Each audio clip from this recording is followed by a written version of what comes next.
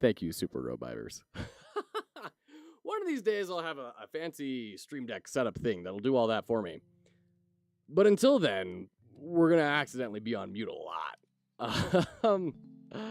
Yeah, hello! How are you doing today, Super Robivers? How is everyone doing?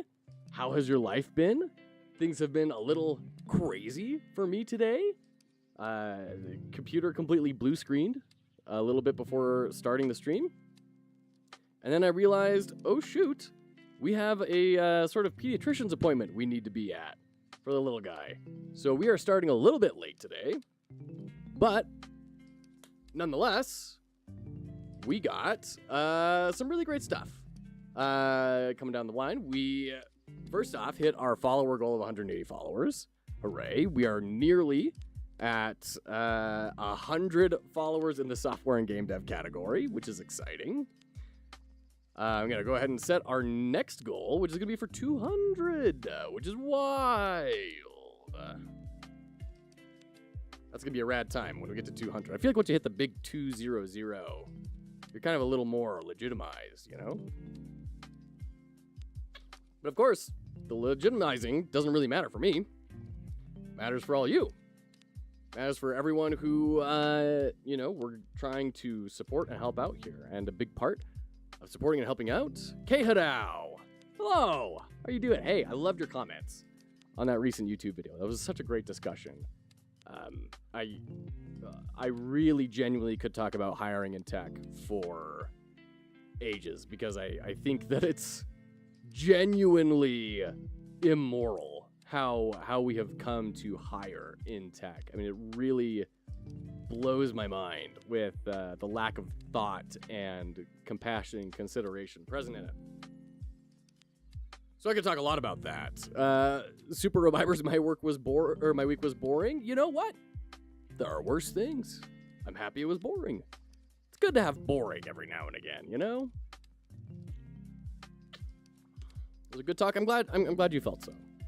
I didn't mean to be reductive at all or to say, oh no, it's not hard, because it is. It is definitely hard. But also, if people are asking questions like that, that's just a sucky company, I'm not going to lie. That's just a bad hiring manager. How they hire is a good indicator of how they manage. So if they're not investing all that much time and effort into thinking about it, they're probably not investing all that much time and effort into thinking about their teams. It's not 100% true all the time, but, you know, it's a truism that can be generally kind of true.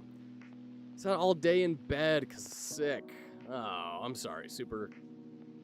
I'm just barely getting over a cold myself that my plague cultist of a daughter brought into our home. So I feel for you. I'm sorry.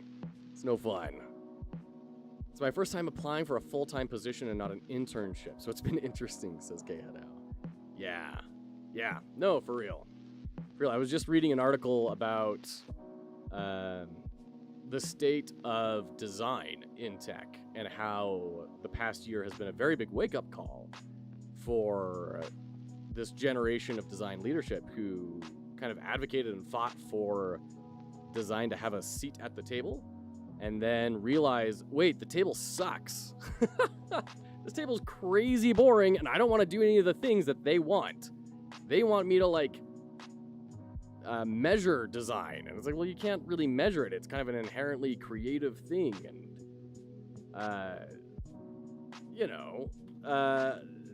just this big dissonance that happened across the industry. And then everyone got laid off. And now people are starting to wonder, oh my gosh, can I even do this? Imposter syndrome is running rampant right now because of just how rough the industry is. And these are from industry professionals who, were giving TED Talks and conference presentations and stuff, getting paid lots of money to go out to conferences across the world and talk about how design is going to change the world, and then realizing, it kind of needs to be messy and weird and a little bit insane. And if we try and corporatize that, is that really going to work? And I think that breaks my heart. And they don't really want me here anyways, so...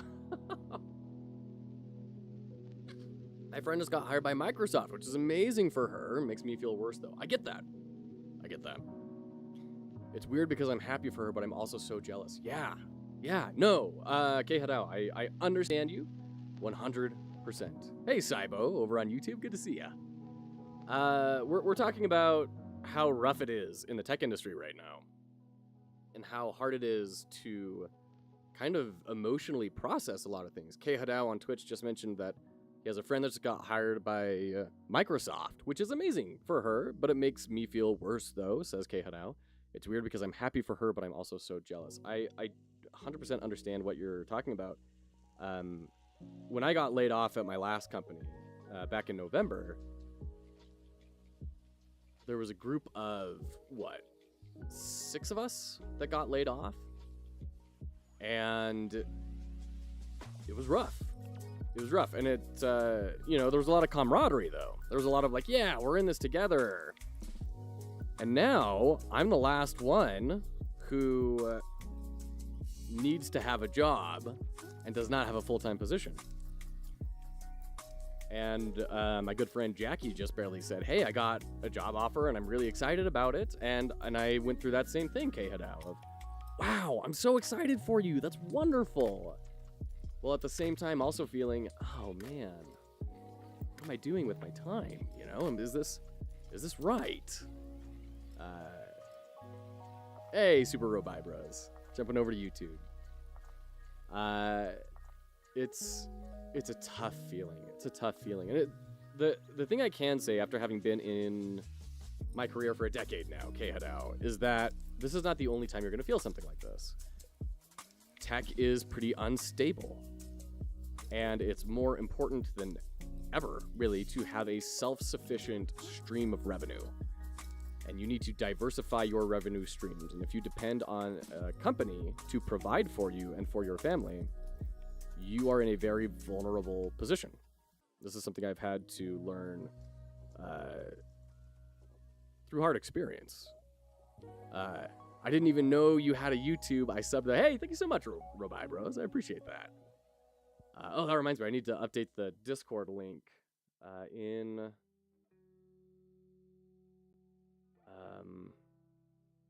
on my Twitch about panels. Yeah, K Hadao, I had an event very similar where I was somewhat junior in my career, not very junior. I had about 5 years experience at this point. And I was at an organization that had a very small design organization, and I was really gunning for the senior designer position. And I thought I was going to be a very strong candidate. I knew the business, I knew the organization. I had built a lot of relationship inroads with a lot of people. And I had crushed our hiring. I completely transformed how we hired, and it got us one of the best designers I have ever had the pleasure of working with. And it was because of the hiring practices that I put in. So I thought, I've got this, right? And my direct supervisor was saying, yeah, I want you in this role. It's going to be good. And then flash forward a month or two, and we get called into a meeting, and this new hire that I brought on, it was announced that he was going to be the senior designer. And I love this dude. To this day, he's genuinely one of my favorite people I've ever worked with. I'm very lucky to call him a friend. Really, truly. And that made it all that much harder, realizing that I kind of hated him for it, And there was a whole bunch of stuff going on behind closed doors that I had no window into, some politics and backstabbing and all sorts of stuff.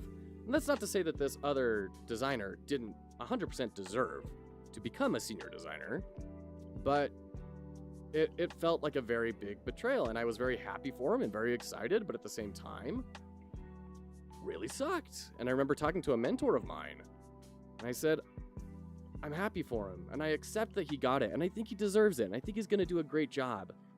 So why does it still hurt so much? And he said, because you're grieving. And that's normal. That's okay. You just need to give yourself time. And he was dead right. So when my friend Jackie just barely announced that she got a new position that she's really excited about, I've been remembering that. Give yourself time. It's okay. It's okay to have complicated feelings and complicated emotions. These are complicated times. They're complicated emotions. So give yourself that space. It's okay. And then as you keep on moving forward, deliberately choose happiness for them and for yourself. And then the hurt will go away over time. Not to say that it's easy. It's not easy. And I am sorry you're going through that, K-Hado. But we're here for you. It's going to be okay. You got this. Just give it some more time. Hope that's helpful. I am desperately looking for my darn links that oh, there we are. Had someone try to join the Discord yesterday and they couldn't because it was a timed link. There we go. Now it's up. Now it's working. Hey, Tom Millman.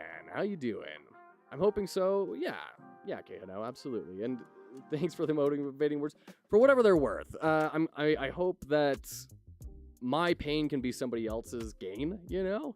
What's the point of going through sucky experiences if it doesn't help someone else later on? You know, it may do nothing for you, but I hope it does help in some small way.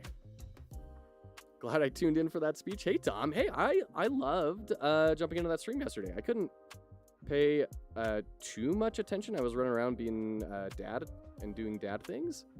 But it was super great seeing you in your element and cruising away on things. It was awesome. Thank you for sharing your process. Yeah, K-Hado, it's a rough thing. Just it'll get better.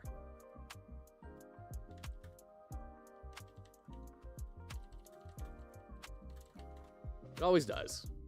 It's just hard to get through the moment. It'll get better. Oh man, especially right now. This space in tech cannot last forever. It can't. It has to swing back. It's just getting overcorrected right now. And you're going to see corporate overlords over-exercising their authority, and there's going to be a big swing back in the other direction. It's just a matter of time. It's always how it goes. All right. So, let's recap where we're at on our pathway to our demo release in a few weeks. So we've got our main menu. Jump in. We've got enemies. We have lives. We've got our jumping working. We have things spawning in and instantly falling to their doom. So we need to give them some sort of jumping sort of script, maybe. Or if they're on a platform... I don't know. This is interesting kind of prototyping here. Do we even want them to go on a platform, or should all the enemies be flying? I think if there's going to be something on a platform, you need to have some way to neutralize it. So is that something I'm willing to do? Because even our like dash through that we have, like that, isn't necessarily meant to like kill anything. It's just meant to get through it.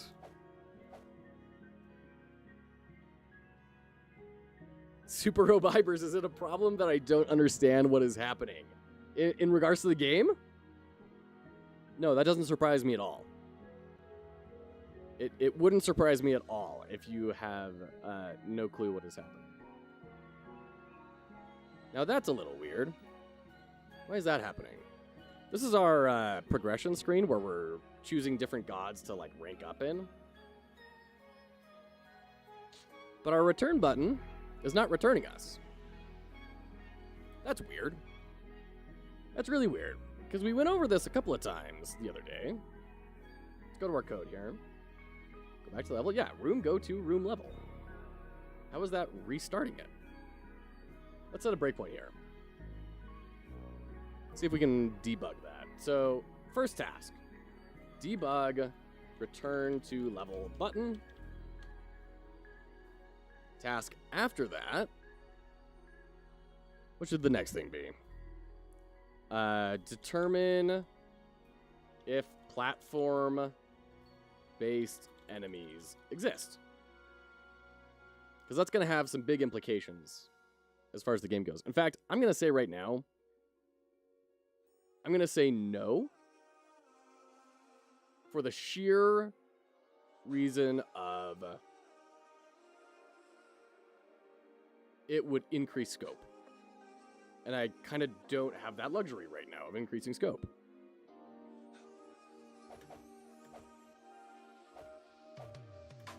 Because if there's stuff on the platforms, then we need a way to interact with them. And I have nothing built in order to handle that right now. And I'd love to not really be building any more systems at this point. So we're going to not have... All of our enemies are going to be floating, flying enemies. That's what we're going to do. So, yeah, sorry. All that to say, Super Robibers, the plot of this game is you are a dog whose owner has passed on. And you are entering a race in a great contest of different animals to see who can get to the end of a race the fastest. And the person who does gets a boon from the pantheon of nature gods. So you are trying to, as a city dog, go out into the wilderness and win this race in order to reclaim your owner's soul. All of these red circles are enemies that are spawning in. You can see it's maybe spawning in a little bit too quickly. We'll deal with that later, though. I wasn't even planning on getting to any enemies until next week, so the fact that these are here is a big jump. Okay. So, rescue, use our debug codes, jump in here, return, play. Okay, that worked. Let's see if letting the timer run down causes a problem, because you go to that store every X amount of seconds, right? So if we can let that timer run out, is that going to fix our problem?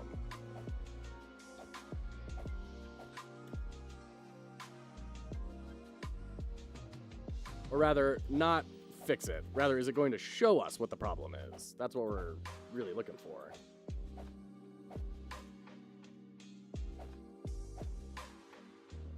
Still working on that Just Dance clone. I didn't know you were working on a Just Dance clone. That's crazy, like with camera reading and stuff? Tell me about that.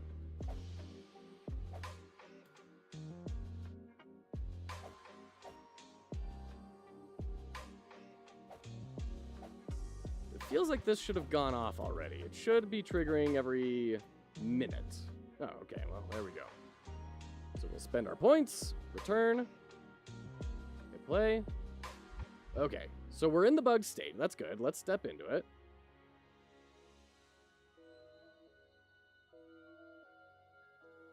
We're in create of the player. Is this the player create? Yeah, this is the player create. And then we're moving into, global.player has jumped. Okay. We're getting all their boons and putting them in the array. We're setting up our platforms. So, like, we should be transitioning into the room, right? But we're not. Because all that stuff happens on create, and all that stuff is getting created when we move to the room. Oh, I think I know what to do. Okay, hold on. Super Robibers. Using your phone, you send gyro data. Oh, wow. Gosh, I remember a ballet game that was made that kind of had that concept a long time ago. and you had to like hold the phone with someone else and do these sorts of maneuvers and stuff. That sounds rad. K Hadao just made my scene system in my game, and I wrote the first song for the main scene yesterday. Wonderful. Yes, I agree with Tom Millman. Wonderfully exciting. Congratulations. I have so much respect for music people in games now. This first song took me hours. Hey, if you got a song you're happy with in only hours, then I think you win. You know? A good song takes people ages and ages and ages to write. You know, it's like every other creative endeavor. You zoom in on every tiny little detail, you refine, you prototype, you iterate. And that takes a long time. So good for you. I think I know the problem. I think the problem is that we are moving into the room, but then our timer is not getting reset. And so we instantly return back to the shrine. So let's deal with that. All my games lack audio design. Yeah, no, I hear you, Tom. That's the way I am. Audio is my least strong skill set. It's why I'm really excited that we got our sponsorship from We Love Indies. That, allowed me to jump in, grab prototyping sounds and music early on without having to invest very much into it. So I can at least have something as a placeholder and to kind of gauge the feel of things and make sure that I'm building for it. It's really powerful. In fact, I should drop our link in the chat.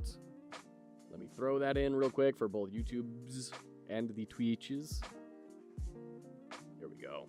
Copy text. There we go. Yeah, go check that out. There's a free account. Oh, it copied the entire post. Well, that's just fine. I didn't mean to copy the whole post. Just the link. Here we go. There we go. Done. Yeah, go check that out. It's got a free account. It's very good UX to build out playlists and song lists and stuff. It's great. Okay. So where are we defining our timer here? Is it called Shrine Timer? Shrine Count? No. Scripts. It's probably in World Setup, right? It's probably in in World Create. It's probably where I put it. Yes. Checkpoint frames, checkpoint counter. And so then when are we setting global.checkpoint counter equals global.checkpoint frames in player create? Oh, we are doing that? All right, let's set a debug of global.checkpoint counter. See what that does. Hey, welcome back, Super Robibers. I don't know if you caught it, but I was saying your game idea sounds rad. Using gyroscopic data for that is super cool. I can't wait to see how it goes. We need to clean up our debug log again. Most recent enemy. We don't need you anymore. You're unnecessary.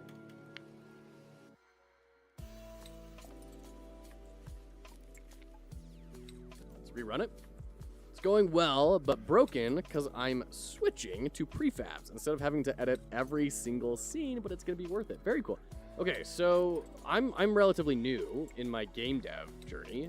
When you say in prefabs, I'm assuming that is something of an engine that you're building. Is that a Unity thing? Okay, so we're just going to try and get this timer to go. It'll take 1 minute.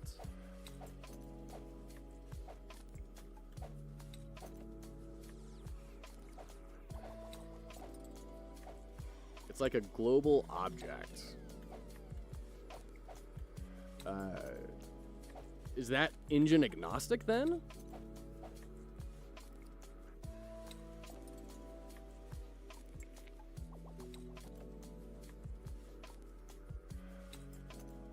You edit it once in every scene it has that object and changes.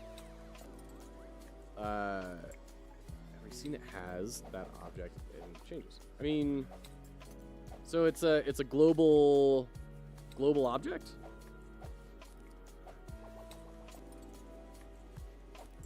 I'd say it's more like a template thingy where you can put on it scripts, images, modals, etc. This is why people struggle to learn development, because there's so many weird terms for things that just don't necessarily mean anything. Like, I don't understand. Okay, we'll get all that. Return. Okay, yes. See our debug log down here? Zeros. We're getting created, but then it's getting set to 0. Why? If the first time works, and we are running into the create script, why is it changing? Oh, wait a minute. Hold on. Darn it. Are we decrementing the wrong variable? Is that our problem? No, we're not decrementing the wrong variable, because then this would still be 3600. It's like a template thingy where you can put on it scripts, images, modals, etc.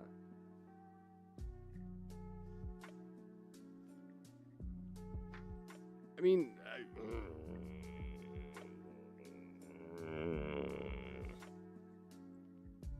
so it's an asset. It's a pre-built thing. But then how is that? I guess it's a bundle of other things. This is my struggle. It's like, conceptually, from an information architecture standpoint, how does this fit in, right? Because if we're doing this thing called prefabs, then what are assets that you buy off the store? And why are they not called the same thing? And where do, like, reusable script templates exist? Like, is a reusable script template a prefab? Or is it too small to be a prefab? Is this an atomic thing where you need to have a certain amount of complexity in order to be called the next thing? The information architecture is not making sense to me, is what I'm trying to get at. Okay. We do have an ad starting soon. We'll pause it, though. Guess it is an asset, but it calls itself a prefab. Why? Why does it call itself a prefab? Connie Dev falls out of the sky and lands on the ground. How are you, Connie Dev? Good to see ya.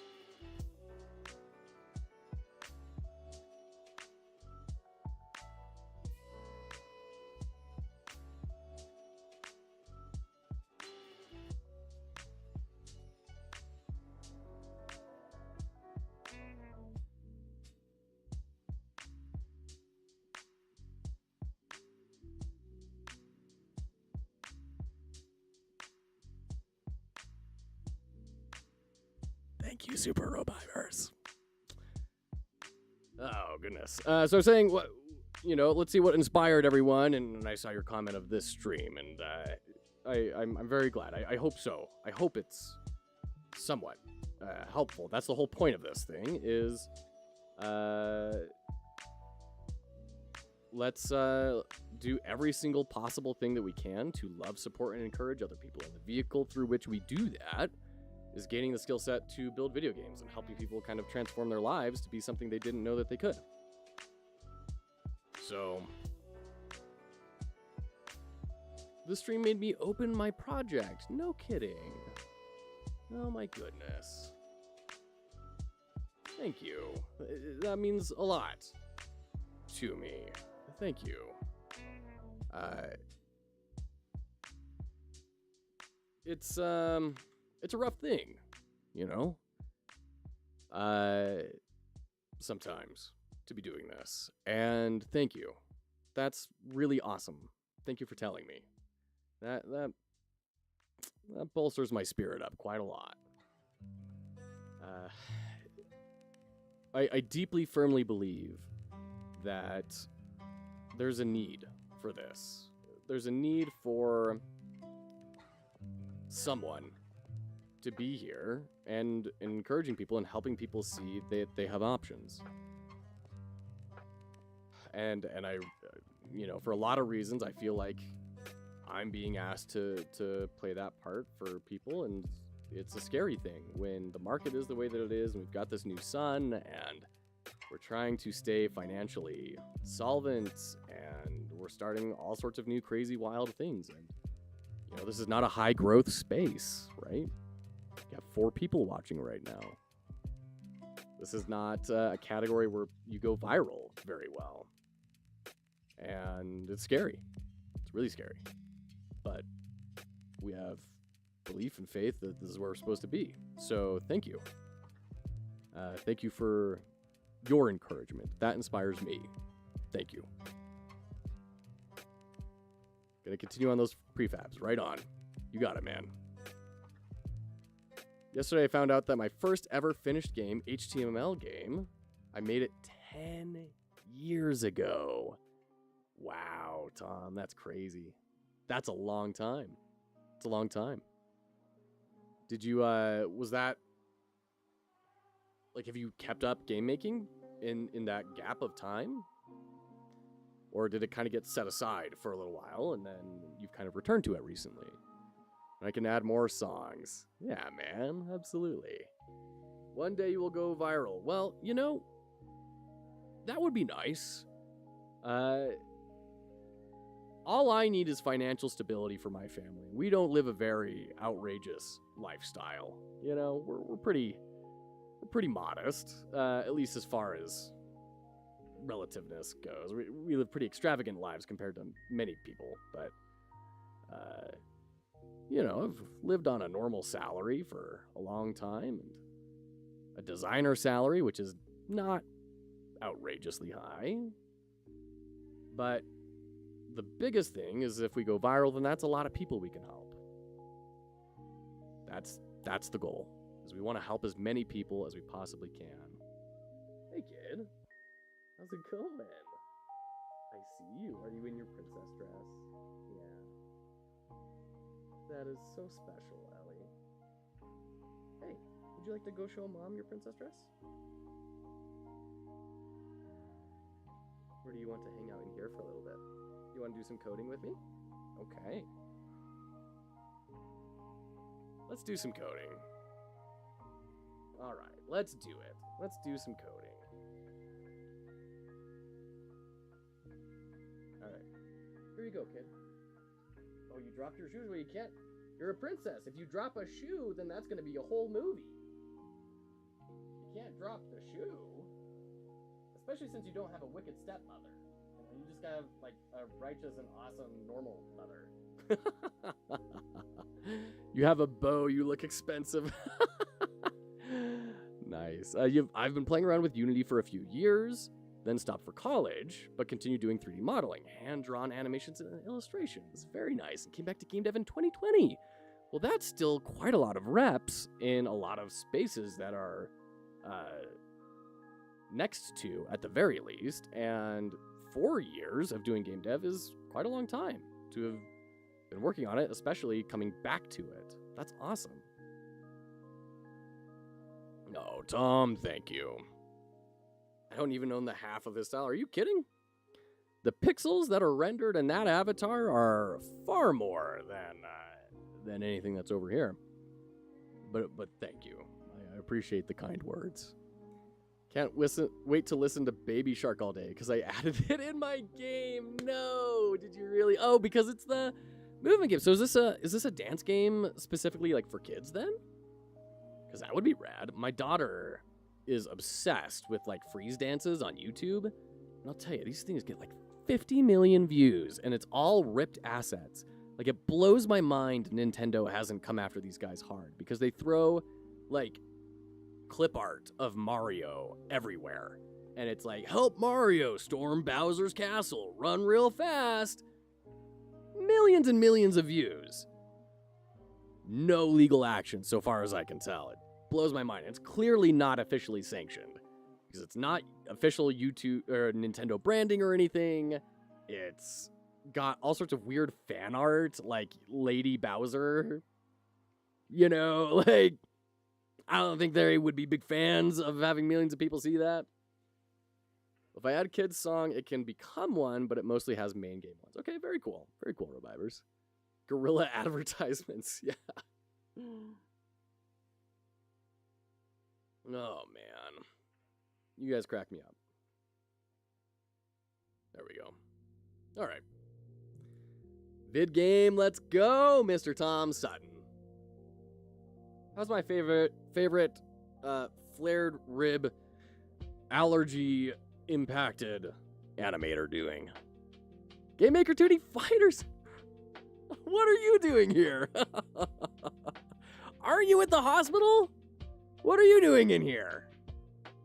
I mean, it's going great. It's going very well. Thank you for asking. But like, is this the most important place for you to be right now?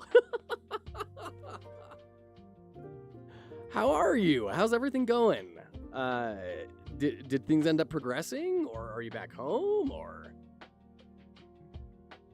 Okay.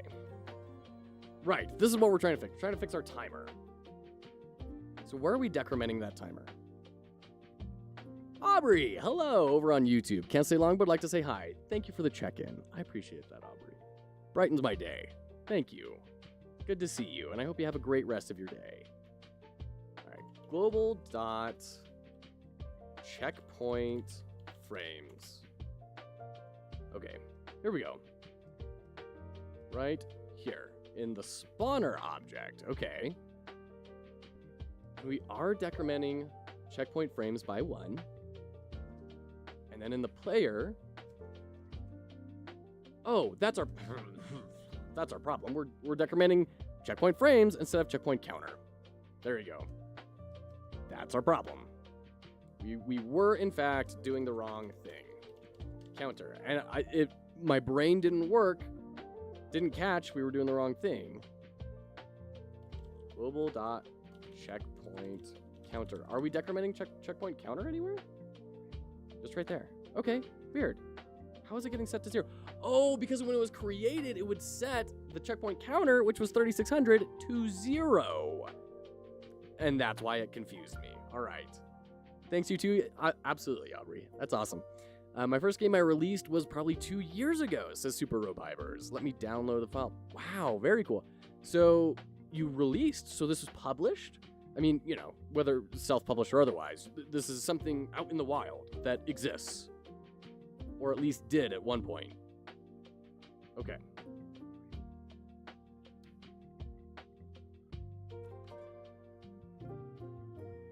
Here we go. Okay. It still does. My goodness. Yeah, I want the link. I'm thinking of deleting it though. Why? Why are you thinking of deleting it? So we're just gonna let the timer run out. go to the shrine, and then we'll jump back and just verify that it's fixed. It's bad, so bad. Why do you think it needs to stay up? Oh, that's a fun bug. That's exactly... Okay, so if there was like a legitimate business reason where you were like, oh, you know, I'm like pivoting genres, I don't necessarily want this thing tied to my name or my brand, then, okay, I can understand why you might remove the public presence, maybe. But if it's just for fear of being bad, my friend, that's exactly why it needs to stay up there. That's your checkpoint. That's your, like, look how far I've come. That's why I always hate it on LinkedIn when, like, executives delete all of their older LinkedIn history. Pisses me off, I'm not gonna lie. 'Cause it's like, dude, you did not start your career as chief financial officer at Chase Bank. Like, come on. Who do you think you're kidding? Let us see where you came from. Listen up, Michael Jackson. Being bad is good. Hey, look at that. We're functioning again. Good. I'd leave it up if possible. After 10 years, you can look at it and be like, that was my first. Let me know. Yeah, like, you know, I do a lot of miniature painting for board games. And that's one of the most inspiring posts, is when people say, this is where I started, and now look at where I am with my painting talent. It's hugely inspiring, because it's really easy to get lost in the middle. We always talk about the beginnings of projects and the ends of projects. What we don't talk about is the middle. But the middle, we've got our beginning, we have our end. You can find any number of talks and points that discuss these things. Very rarely does anyone ever talk about the messy middle. This is 99% of your project, and it gets 0% attention by any talks.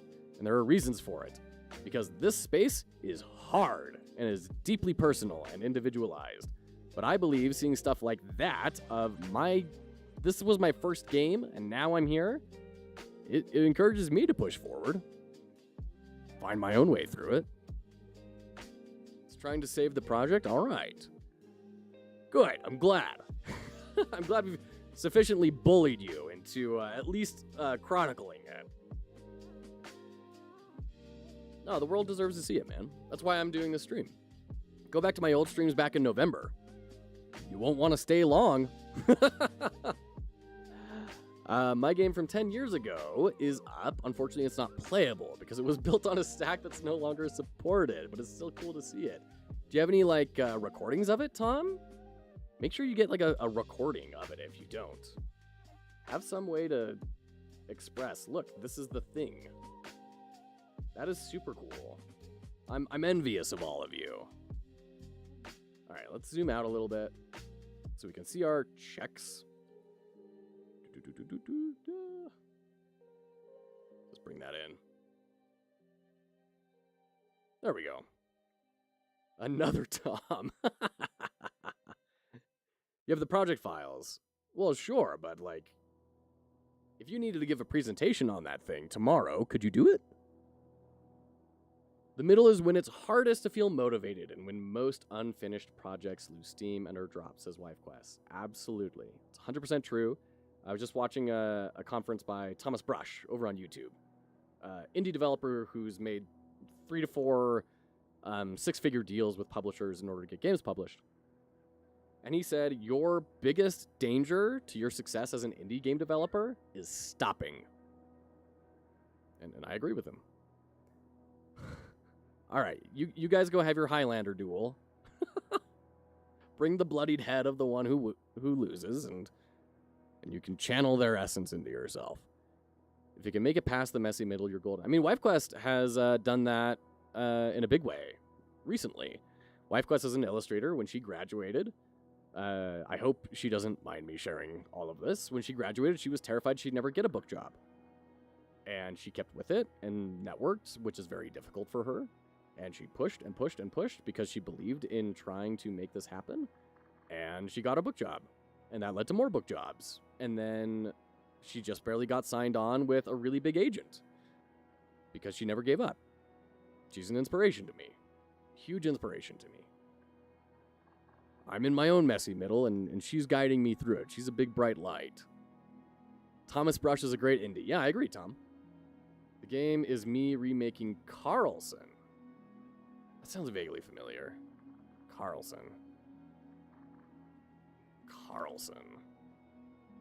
Oh, by Danny. And this is,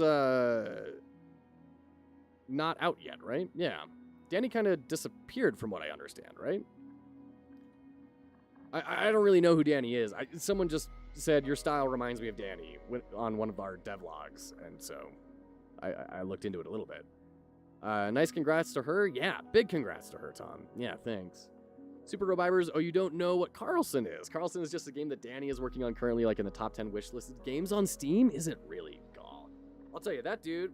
If you want to break into the main market, do research on Danny's channel. I need to do more and figure out where I'm comfortable going. But his channel is a fascinating case study. And in fact, this goes directly into our conversations of Danny had a really, really rough start to his YouTube career. His first videos are still up. His first videos were devlogs. Go watch them. It's literally him just like talking laid on top of a screen of some stick figures. That's the whole devlog. It got like a couple hundred views.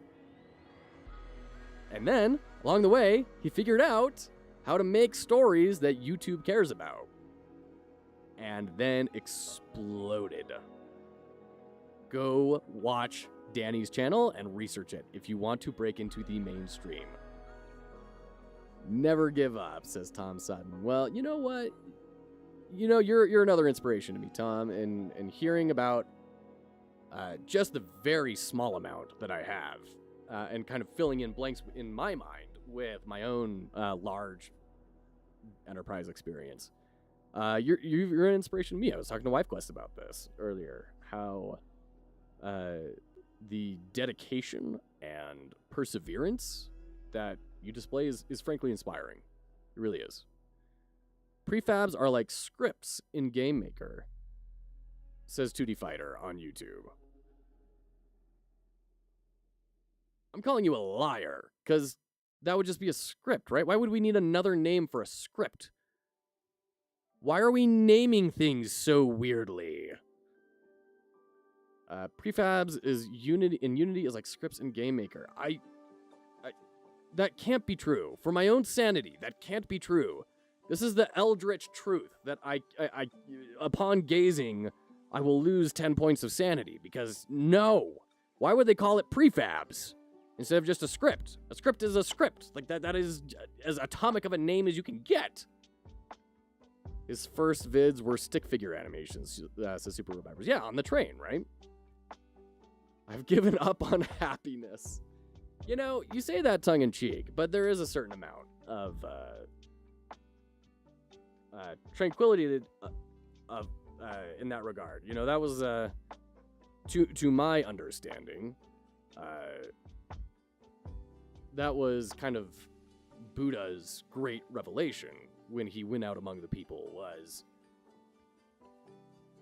desire is the root of all evil, right? Just don't desire anything and you'll be good. Give up on trying to be something and then you will live a life. 2D Fighter says, no, you make a prefab, it's like scripts. It's just a script, lol, script. Super Reviver says, no. I don't know what to say.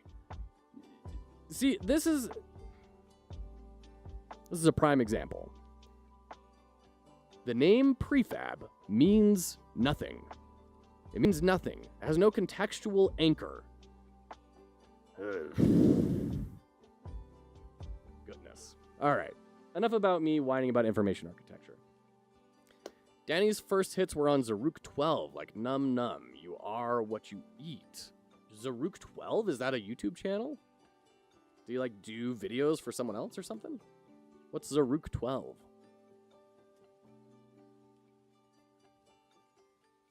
I'm seeing 4 videos on Zaruk 12 that are apparently stick figures that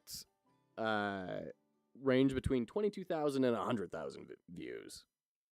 and 17,000 subscribers. Is that what you're discussing? 2008? Danny's first channel? That's crazy.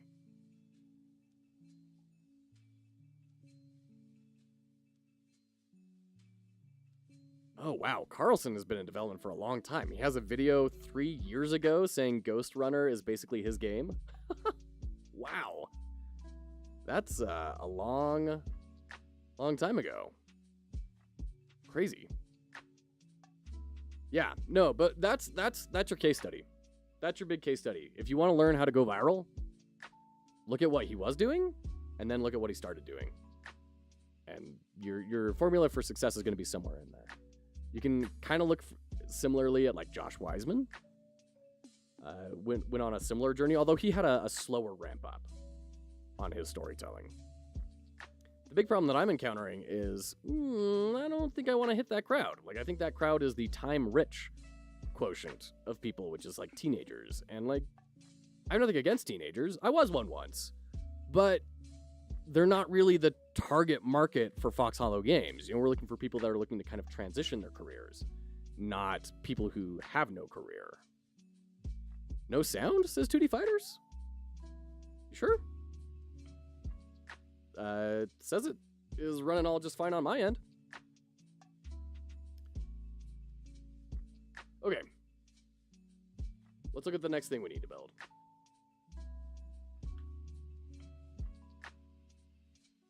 So we're going to start going through here.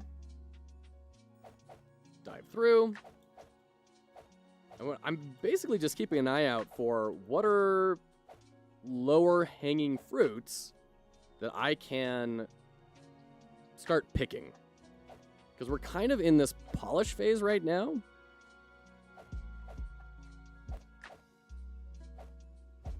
Whoop. There we go. I don't know. I mean, honestly, a lot of this stuff is kind of seeming okay for the stage we're at, which is to say very early. What I think we might actually want to do is refine the Pantheon and start brainstorming some actual, like, boons that would be valuable. Currently listening to Shape of You, but it's low quality, says Super Robivers. I'm very confused. What's low quality? Shape of You is low quality? Is the stream low quality?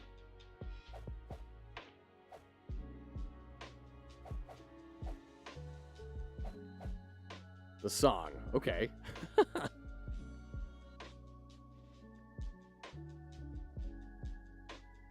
I think that's what we're gonna do. Let's go to brainstorm mode here. We're gonna go to our whiteboard. We're gonna add in a new task of iron out Pantheon. And I think the way that we're gonna do this from a design perspective, why can you push around the platforms? It's an artifact of the collision that we're using because we are moving two different things together. And so if we move the player and collide them into the platform, then they can collide. But the platform is also moving, and the platform needs to collide as well. So when we built that out, this kind of just happened, and I kind of like it. I kind of like the idea of moving the platforms around a little bit. I don't know if we're gonna keep it, so I haven't really done anything with it yet. But we might keep it. We might get rid of it, but we might keep it. Kind of like that idea of like the floating platforms, kind of having a feel of weightiness in a way, you know. And then we could even start having like special epic boons where like every X amount of seconds you pull platforms together or something and make bigger platforms. You know, you can move them around a bit. 2D Fighter, oh wow, I was like watching the stream not live. That's why you wasn't getting my messages. I'm slow, I'm sorry, lol. No worries, man. Yeah, you must have like started from the beginning or something, huh? Right on, yeah.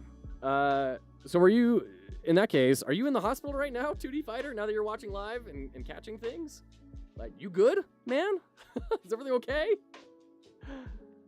So we're gonna try and iron out our pantheon. And the way that we're gonna do that is by brainstorming different boons. That is huge. Let me shrink that down. So,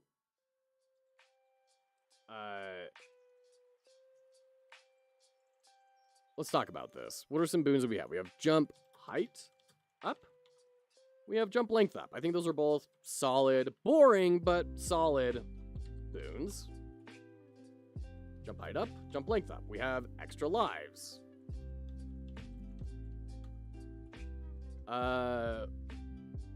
We have a revive boon built. It's done. And then what else do we currently have built? Extra jump. Yeah. Everything is fine. My wife is contracting, but they're not close enough. I'm keeping a close eye on here. Okay. All right. Right on, 2D Fighters. It's exciting. Exciting. Congratulations. Best of luck. That limbo in-between space is just such a bizarre non-state of being. We're thinking of you, friend. You and your wife both. Best of luck to both of you. And the twins. So, extra lives, revive, we have extra jump. We could play with, like, tribute spawn rate going up. We could play with platform spawn rate up. We could play with enemy spawn rate down. We could... thank you. Yeah, man, you got it. We're rooting for you. We could do enemy vulnerability window up. And that's the time that you have to dash through them instead of getting hit by them. She says thank you as well. Oh, heavens. Just remember that I have the Unity project open, says Super Robivers. Lovely. Lovely.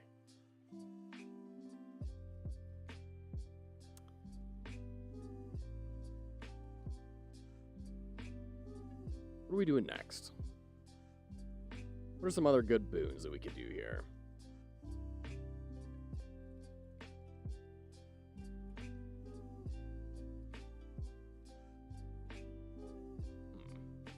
What are the variables we've made for our player? Speed? I mean, we could do jump speed. We could. Could do jump speed.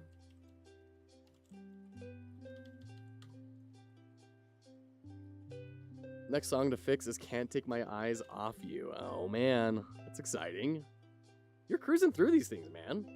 Kind of needs a remake because scoring on one part sucks. Okay. So you're manually building all the scoring out for all this? It's not like an algorithm or something? 2D Fighter on YouTube. Since it's a jumping game, the dash throw part might look dope if you draw it out like a spin ball attack. Yeah, it could be. Now you kind of got something going on in my head of like the spectral hand of the owner grabbing a ghostly tennis ball and throwing it, and then the dog dashes forward. Can I explain how the magic is done, Super Robivers? Absolutely. Yeah, I'd love to hear all about it. So... oh, there's so much stuff to clean up in here.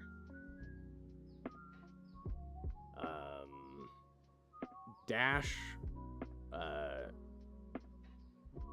length.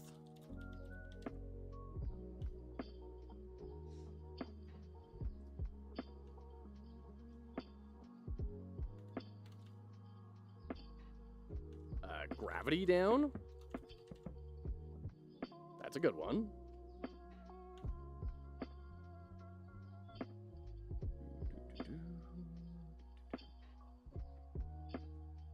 Okay, so these are all like statistical upgrades, right? And I think that's fine. Statistical upgrades are fine. You need to have statistical upgrades. It's also going to be important to, if we can within scope, have like extra abilities. Super Robibers. So there are 3 modes: set move time, set gyro data, and scoring.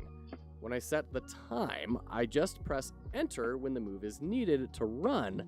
And when I set gyro data, I just dance to it. And it's so you're like manually setting keyframes on all of this. And you're like doing the dances yourself to bring that data in to the game. That's wild. That's super cool.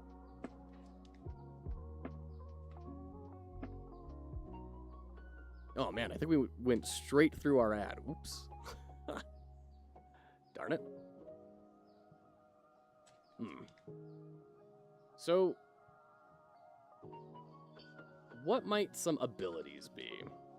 And it's hard because we only have one.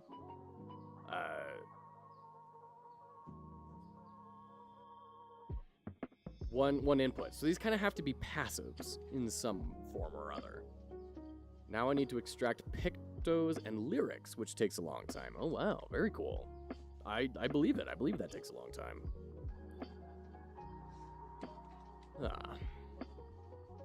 So what about like a bomb every X seconds wipes all enemies? We can do the same thing for hazards, right? Hazards being like a wall of fire. So like you can jump through it, but it's going to take a life away, sort of a thing. Or a big wall you can't jump through, and it's very vertical, and so you have to kind of maneuver around it. We could have...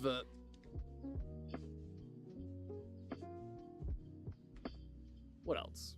What are some cool abilities that like change the way the characters integrate with the game? A lava pool? Yeah, that'd be a good hazard. Like a platform that... like a horizontal thing that you don't want to fall into?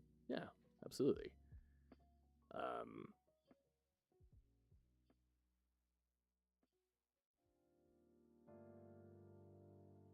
Chain dash? Like a teleport behind the furthest enemy? That might be like crazy OP and a little disorienting, but cool.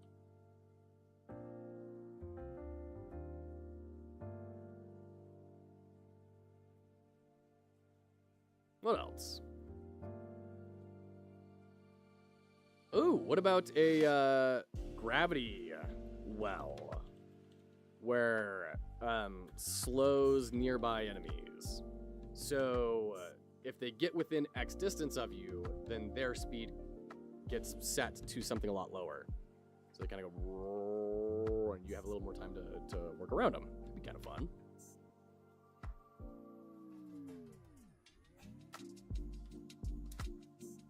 What else?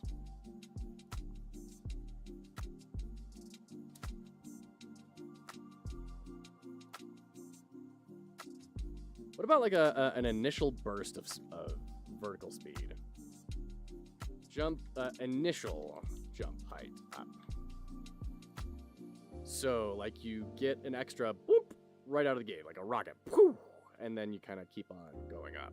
Could be fun as another statistical growth. Some other abilities. I'm trying to think of like, what does Hades do? What does Slay the Spire do? What are like some cool artifacts that take effect in the game, right? And artifacts is something that we haven't even brought up yet, and probably should. Probably should. Once again, it's all just a matter of scope. Can we deliver on this in a polished way within the time frame allotted? If so, then it can be in scope. What about like every... Ooh, I like this one. Every 3 dashes, heal a life. That's kind of fun. Rewarding good play.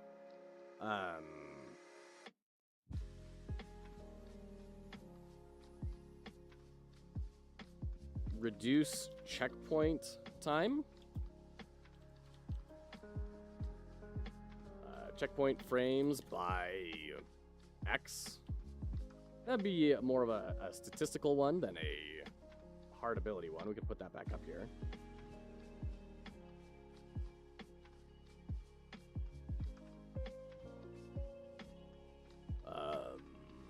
every 10 tribute gathered, gain 1 more. Feels more like a pink than a blue. What does Dome Keeper do? You know, they've got some cool abilities. Oh, okay. What about a shield with cooldown? So if you miss your dodge or something and an enemy hits you, you knock a shield off, and then it takes a few seconds to recharge. What about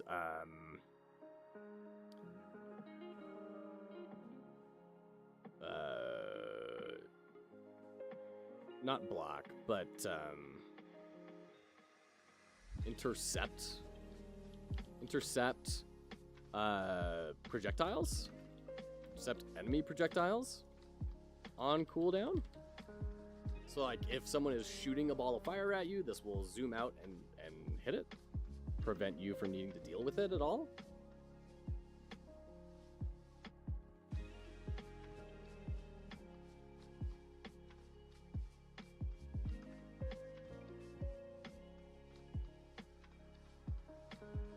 Oh, random chance of super bouncy platforms appearing. I like that.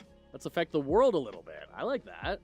So there will now be like a 5% chance where you will get a trampoline, and that will give you that extra huge burst of speed. What about speed rings? That could be fun. You know, like when you're doing like a flying game or something, and you have to like go through the hoops, and if you do, it gives you points or a speed boost or something, right? So now if you jump through one of the hoops, because you're a dog, then you get a big speed boost, big velocity speed. Okay, I like that idea. What else?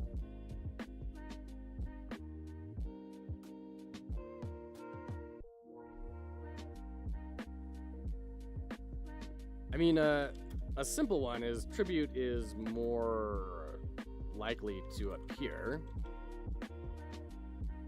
but that's a pink one for sure. I did say pink, huh, kiddo? There's pink on there too? Wow. Okay. Oh, okay. It has Paw Patrol on it. Yeah. The pups were cooking. Oh no. Oh, Rubble. Okay. Oh, Rubble got soap and he's cleaning.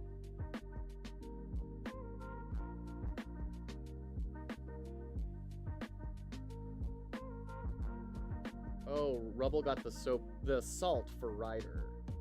Oh, that was probably nice of him, huh? Did Ryder say thank you?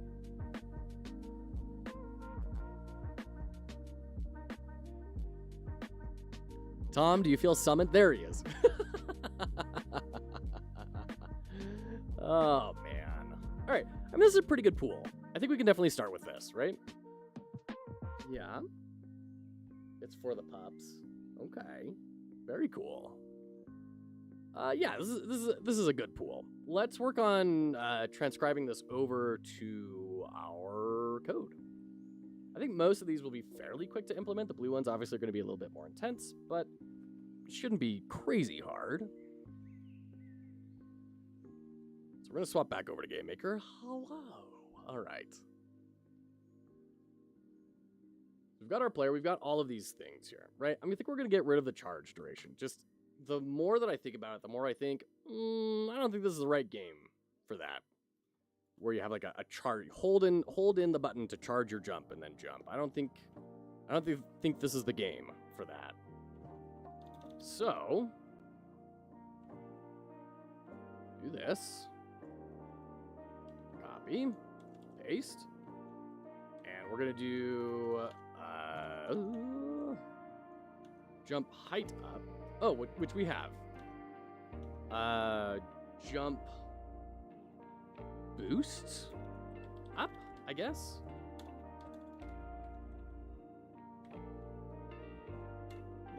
got... Oops. Reduce checkpoint frames. Store frequency.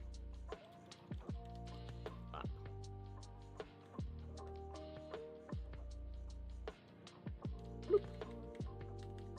Next up, we've got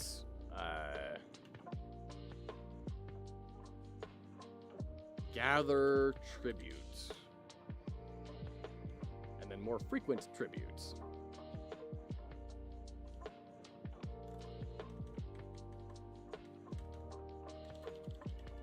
All right, I gotta take a quick break. Don't go anywhere. We'll be right back. This is limiting pre-rolls for the next 30 minutes. So thank you so much for being here, everyone. I appreciate all of you. You're all great. Thank you for being here and inspiring me. And we'll be back in just a few minutes. Don't go anywhere.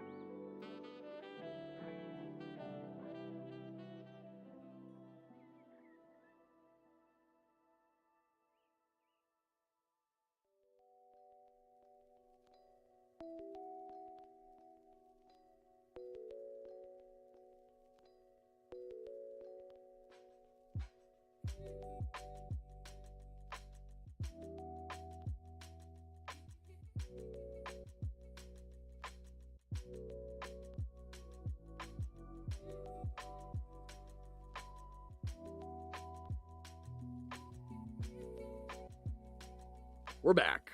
All right, here we are. And I remember to unmute myself this time. Hamster marble run? That's crazy.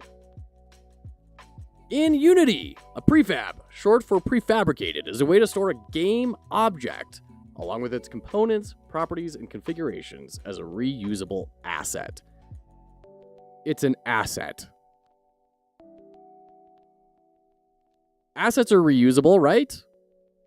Essentially, a prefab allows you to create, configure, and store a game object with its components and settings, and then reuse it in multiple instances within your Unity project, featured ChatGPT. Why isn't it just an asset? Why are we calling it a prefab? What's the difference between a prefab and an asset?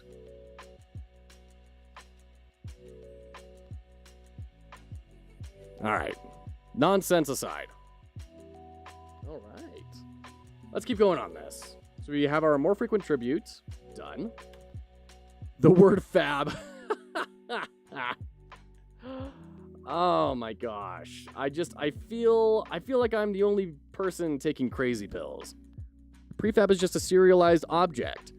I disagree. I think it's an asset, right? That's what the definition said. It's an asset. What is an asset? Is an asset different from that?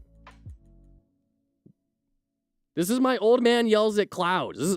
Listen, I spent a decade as a designer. This sort of thing is going to drive me up the wall. This is why coding has such a large barrier to entry for so many people, because it doesn't use a universal language. It's a kind of asset, but what does that mean? It's a kind of asset? Okay. It's a kind of asset. So is it like a subdivision of asset? Is like an asset the parent category, and prefab is one of multiple different things, child objects that belong to the asset group? Assets could be raw images, sounds, etc. Okay. They could be, but they could also be like, from what I understand, I am not a Unity user, but from what I understand, assets could also be like a platformer, right? Like the whole platformer could be an asset. Booyah Grandma. It's an asset in terms of project organization, but it's a serialized object in the computer science sense. Okay, we'll get to that. Fortune's favorite. Copyright laws will always prevent us from having a universal language when it comes to tech, because a prefab is effectively a scene in Godot. And that's, see, I haven't learned any Godot yet. Super Robibers. Assets are digital resources like images, sounds, or scripts in Unity. Prefabs are a type of asset specifically for storing configured game objects with components for reuse, fostering modular design and easy updates across instances. So what's the difference between an asset and a component? Hi, Booyah Grandma. How you doing? Good to see you in here today. Welcome on in. I see that was your first time chatting. Are you a game dev streamer? Do you dabble in the icky sticky of code for the enjoyment of others online on a camera? Prefabs are game objects that are serialized. I just made the prefab system in my game engine. Prefabs are game objects that are serialized. What do you mean by serialized? Fortune's favorite. So if you have a game within a game, you can have a game as a prefab. But isn't that also an asset? Oh, I dabble. Booyah Grandma. That sounds like the voice of experience right there. Yes, okay. Right on. Very cool. Super Robot. Yeah, feel free to talk about your project, by the way. We're all about kind of sharing what we're all up to over here. So I'd love to hear what it is that you do. An asset is a digital resource, e.g. image script in Unity, while a component is a part of a game object, contributing to its functionality or appearance, like an image would. Like a script, collider, or renderer. Components make up a game object, while assets are external resources used in the... So, okay. So, an image will not be a component. So, an object will use both components and assets. And they are different things. Ne'er the twain shall meet. Is that what I'm understanding? Have you been hurt developing your own video games? You may be entitled to compensation. Yeah, reach out to Tom Sutton. He's our local lawyer. He'll set you straight. He's not a lawyer. Don't listen to anything Tom says. Didn't come in here meaning to hijack, but I do stream the creation of this. No, we love to hear it. This is a stream all about celebrating each other's successes, and it's a charitable enterprise that we're building to help people gain the skill sets they need to enter the video game industry. So this is exactly what we're all about. Alpine Lake. This is rad. I'm throwing that on my wish list. Kick back in the fresh mountain air and craft your ideal haven on the shores of Alpine Lake. Build and decorate your inn to bring joy and prosperity to the community. Welcome guests to your cozy escape in the woods. Farm, cook, and entertain them in your own unique way. Am I seeing, like, incremental parts in this trailer? Like, stuff kind of building in the background? Because I'm all about incrementals. Also, there's a corgi in the capsule image, so definitely, like, instant wish list. No, thank you so much for sharing. I appreciate that. Yeah, I wanna tune in next time you're going and see how the development goes. Serialization means stored in some kind of file type, like a JSON or text file, usually done to store it and load it when being used. Okay. So you can have game objects that are not serialized, right? Like this object player. I mean, it's technically in a file somewhere, but it's not really accessible. It's not a JSON. It's not a text. It's a MYYP or whatever it is. So it's in an easily readable file format. Okay. So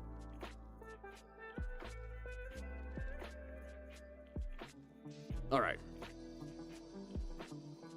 We were talking about serialization. Prefabs are game objects that are serialized. So a prefab is it's a game object that is stored in an easy to save and retrieve way. So it's modularity, right? I get that. I think I'm still getting hung up on, like, what is the definition of an asset? What is the definition of a component? Serializing definitely confused me when I started learning about what it was. Booyah, Grandma. A game object is essentially a container for a bunch of components. Okay. There would be an image asset, like a ping, and an image component using to render the image on the canvas. Okay. So assets are things that exist independent of Unity. Components are the little grippy bits that Unity uses to manipulate things. So components are internal functions and scripts and functionality that manipulate the things outside of it. Is that a fair representation of that? In which case, the prefab is a combination of assets and components bundled up in a way that it can be moved around and used modularly. Is that correct? Probably. Oh man, this is once again, this is the 10 years of product design coming in. It's like we have to get aligned on language. First thing, words matter. All right, we have jump height up. We have jump length up, right? We have jump length. Yeah, we have jump length. Extra lives we have. That is heal. No, heal is revives. I know we have this. Where is this built? Here, max health up. That's what it is. Okay, Hidao. Yeah, essentially a game object doesn't do anything on its own. Hey bud. Okay. The components are what give the object its behavior. For example, if you create a player game object by itself, it doesn't do anything. Sure. But if you attach a player movement component to it, that actually handles the movement and makes it a player. Sure. Yeah, I mean, makes sense, right? That's object-oriented programming. Like, if I come into GameMaker, I make a new object, it's just a blank container. It's a box in which we can put things. We can assign attributes to and all that sort of stuff. So, I mean, that part makes sense, in a way. That components are the internal handling of things, and assets are the external resources that components leverage in order to have a representation of the object in the game world that, like, does something. Just build your own engine and call it what you want as an option. All right, we're going to make an engine. It's going to be the most popular engine in the world. So you all better start getting ready for cromulence and mucklucks. That's what we're going to be calling things. All right. Revive is built. Extra jump is built. Tribute spawn rate is up. Tribute spawn rate up. Did we already do that? More frequent tribute. Yes, we did. Yeah. That's a duplicate. Delete that. Yeah, all these engines have a similar design of having your game object that hold components in some way. I mean, sure, that's just object-oriented programming. But why do we have to call them all different things? And, like, why is it an asset store instead of, like, a prefab store? Or just a store? Because I know in Unity, on the asset store, you're not just buying images. You're buying behaviors. How dare they? There are 15 competing engines. So let's build our own engine to unify and simplify game engines. This way there will be 16 competing engines. We'll build one engine, and it'll be shaped like a circle. We'll forge it in the fires of the hottest volcano we can find. We'll put some language on the inside in a new tongue. And it'll be something, our motto can be one engine to find them all, one engine to bind them. Wait, I know where this story goes. Super Robibers, it's an all store. No, it's not. Not culturally. Unity store. Look at this. Unity store. I'm going to put it right here. Look at this. Look at this. It's an asset store. This is not an all store. It's an asset store. Man.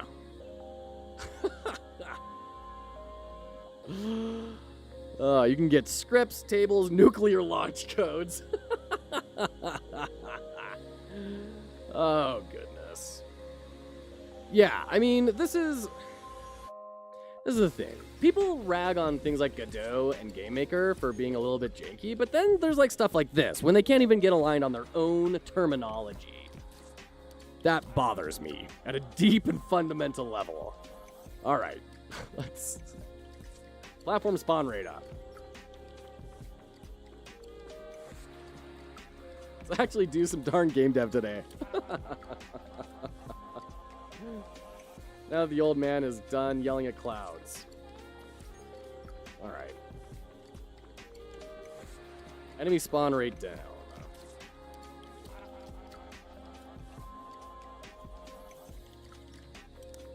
It should be just called store. It should be. It should just be called the Unity store. Yes. Hard agree.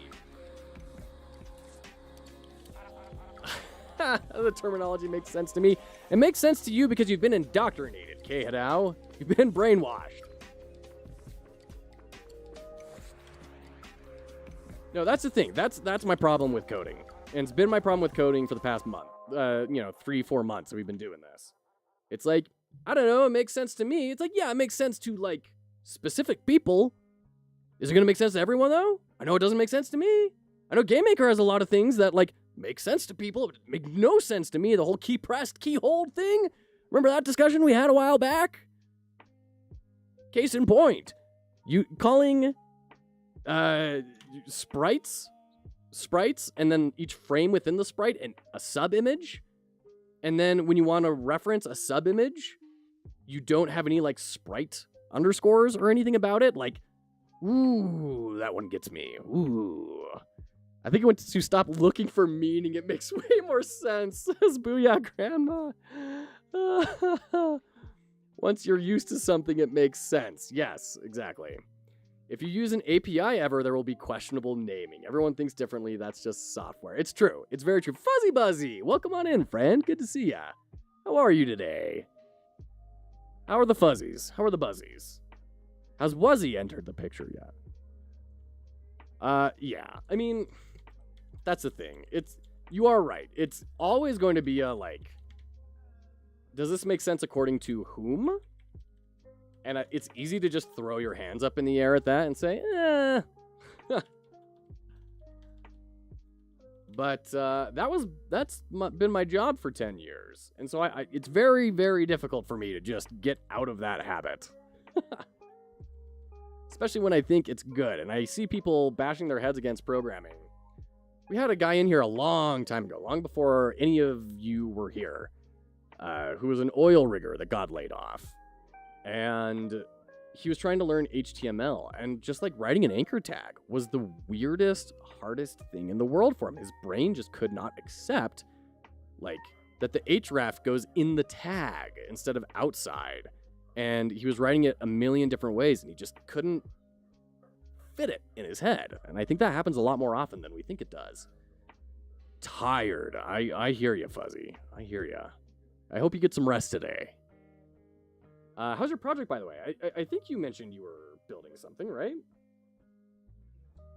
I may be wrong. I don't have it written down on my sticky note. If you did, if you re-tell me, I will write it down. And I need to write down Booyah Grandma's thing too.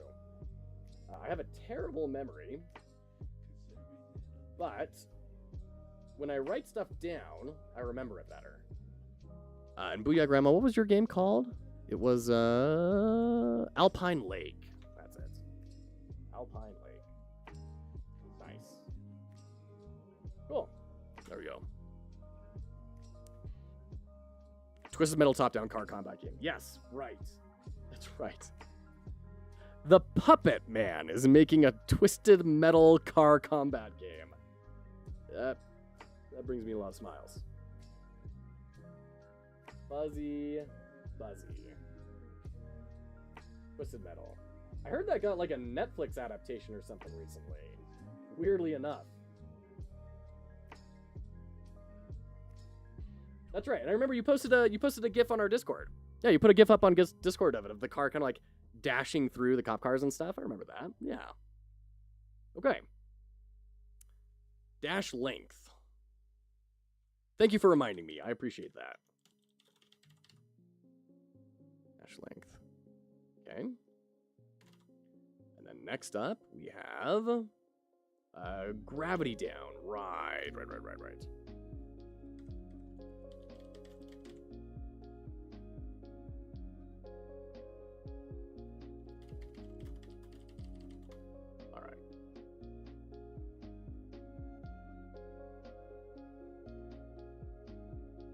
Okay. Got gravity down. Next up, and those are the statistics. Let's do the powers now. So we'll kind of make a hard break here. And we'll say powers. So else if it's paste. I don't know why I'm retyping this all. Those are going to be bomb enemies. Okay. And this is going to be bomb hazards.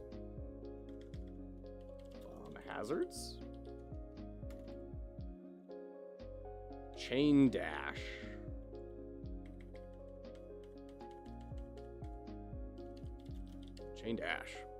Just look at the LLVM oxygen documentation and tell me that stuff makes sense. Spaghetti oh dear. What on earth is this?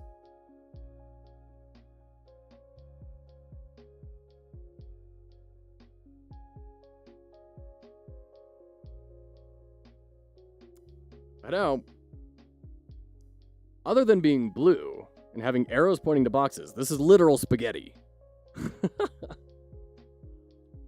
Wow. Yeah.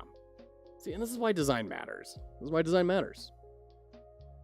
Because developers will come to this and they will have the mental endurance and motivation to drive through it and understand it. And then they say, look, it makes sense. All you have to do is, like, get it. You just have to read the entire manual, and then it makes sense. But no one's going to do that. This is why design matters, because it simplifies, it directs, it allows people to have an actual route forward that's approachable for average people so that we can actually improve the amount of people that are doing this. If we want more diversity in our careers, make it more approachable. Do good design.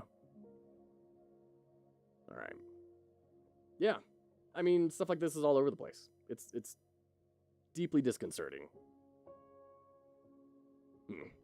Yeah, I'm done with that. No, thank you. All right. So we've got our chain dash. Go back to GameMaker. Oops. Here. There we go. Gravity well. Nice. I'm excited about building that one. I think that's going to be a fun one. I think that's going to be a really fun one. Every 3 dashes heal. Okay, so this is kind of like lifesteal in a way. Every 3 dashes heal. And then shield. Shield. And then I remember the next one. It was a projectile shield.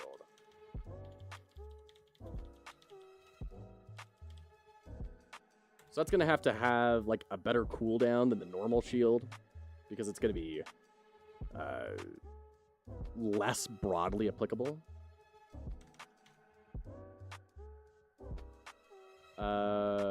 Right. Bouncy platforms.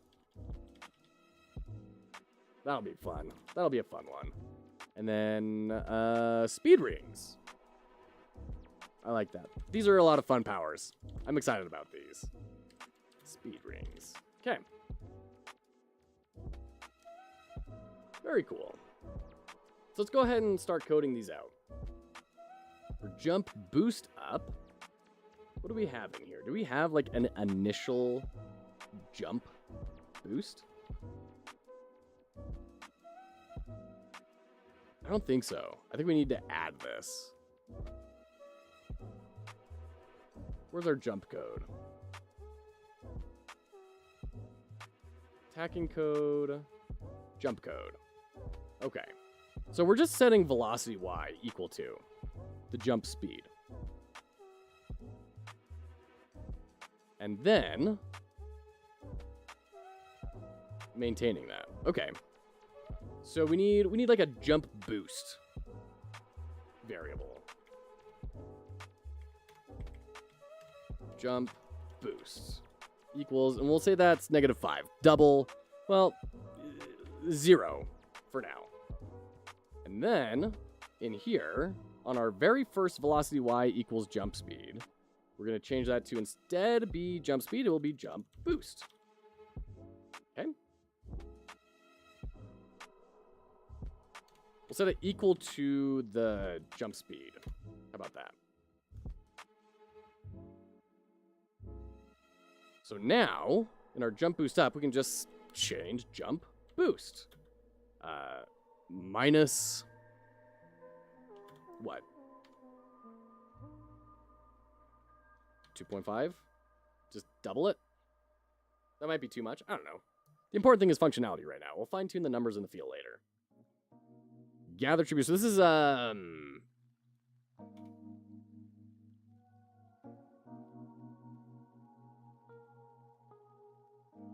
every like 10 tribute you gather, gain an extra one. So, where should that be? That should probably be in the tribute scripts.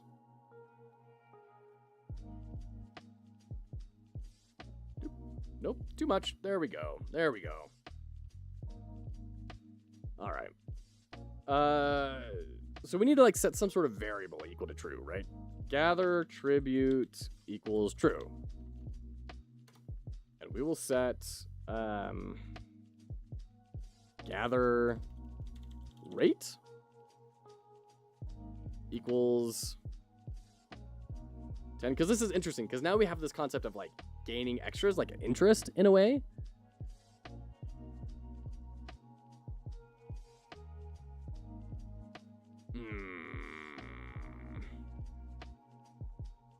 Interest won't really work because we're kind of forcing the player to spend all of their tribute conceptually right now to force those relationship dynamics among the gods. So maybe we don't do that. Maybe that's not the right approach.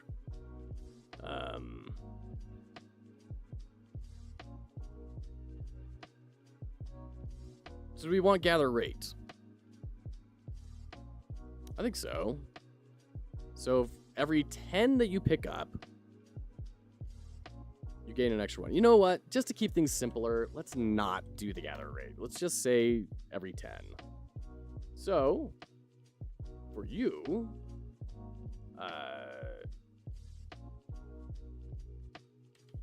tribute variables, variables, say gather tribute equals false. There we go. Oh, you know what? I'm naming things incorrectly. There we go. These are all ones I need to refactor. That's why we're doing it that way. Okay. Gather tribute equals true. And then in the tribute script, or object, tribute parent, here we are.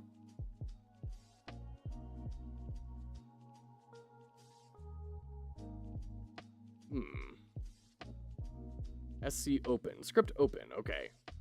There we go. Plus equals value.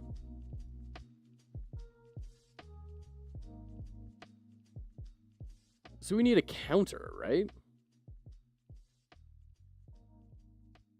We need a counter that says every X amount, and then we can increase that counter.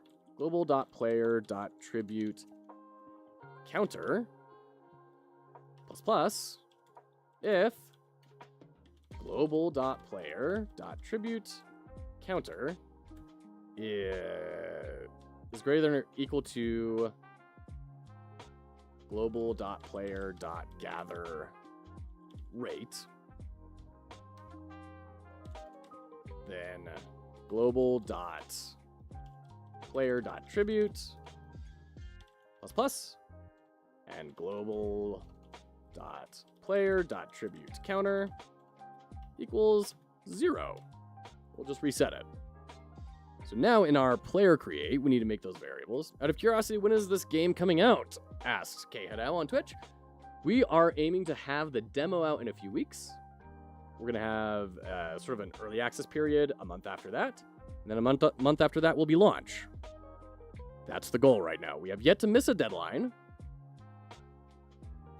But we're pushing hard to have a very aggressive release. WifeQuest is starting work on the art this week. So that'll be exciting when that starts coming in. But yeah, does that answer your question, KHadao? So we have tribute, and then we have gather rates. We'll start it at 10, and then we have, where's the rest of that? Tribute counter. Yeah, tribute counter. Tribute counter. Set it to 0. There we go. Right? That's all we need to do. Gather rate, tribute counter, yeah. Okay. Well, that's awesome. I'm assuming you work on this off stream as well. I do. Yeah, I do. When I can. It's a little rough right now. The boy's not even 1 week old yet, but we're finding time when we can. 3 months is the goal, asks Fortune's favorite. Darn, we're on similar schedules, it seems. No kidding. That's awesome. That's very great. 3 months for Pigeon Coup? or a different project. So gather tribute equals true. So we go to our open script. So if this and global dot player, or not global player, object player dot gather tribute equals true. We don't need the equals true, just leave it. Gather tribute.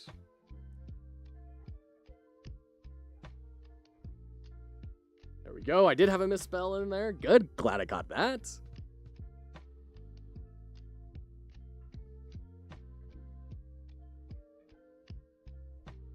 Poke your eyes out games. Talk about a blast from the past. How are you, friend? I was just in one of your streams the other day, just kind of checking in and seeing how things were going. I saw all those kids running around, man. It's crazy. How are you? How has life been treating you? It has been, what, like 6 years?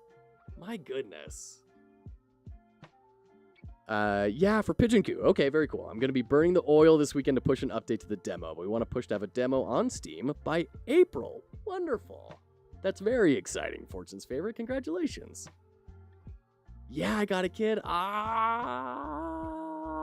Poke your eyes out. I was just thinking about you today.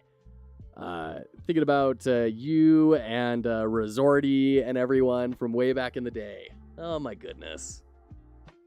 Thanks for jumping in. It's so good to hear from you. How have things been going? How's life? For those who don't know, years ago, this stream was called Stream Quests. And it was a variety video game stream. And Poke Your Eyes Out Games was one of those early people who we got to, get to know and everything. It was a great time. I see Resorty is back to streaming in a fierce way. Man, I remember when he posted in his Discord, hey guys, let's just not consider me a streamer anymore. And he disappeared for a while. And then, bam, he's roaring back in. Oh, so good to see you. All right. So that should set gather tribute to true, more frequent tribute. We have a mobile dog grooming business. No kidding. I seem to have some vague memory. Was your wife doing something similar to that a long time ago? That sounds vaguely familiar. And you make modular music these days. I saw you were doing, you were talking about your tracks and stuff. So cool. Oh, man, that's wild. That's super rad.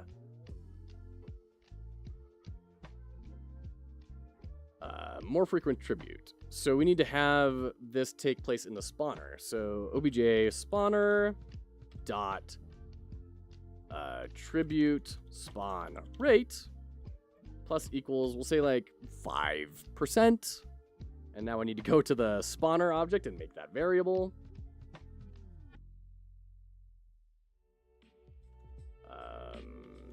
Tribute spawn variables. So we'll have tribute spawn rate equals, and we'll set it at like, I don't know, 5%.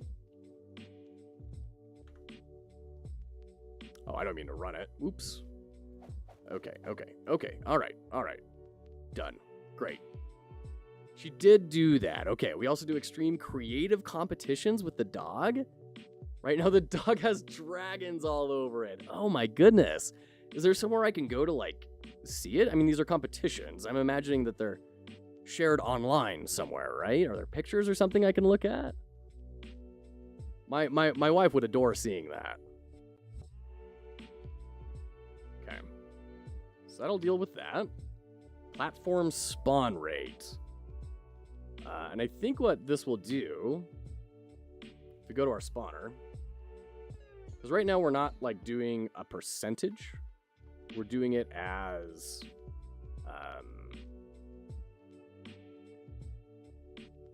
like measuring distance. Right up here, yeah. So I'm gonna get rid of that. I don't think we're using it anymore.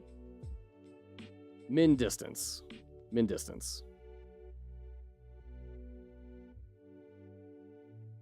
So obj spawner dot min distance plus equals, and we'll say, I don't know, like 25? Because I think that was like pixels. So 25 isn't a lot. You can Google it, might even see our dog, but I'll pop a pic or two in the Discord. I love that, man. Thank you. Yeah, I mean, I'd love to check out the links as well. I don't really know what to search for, though, I'm not gonna lie.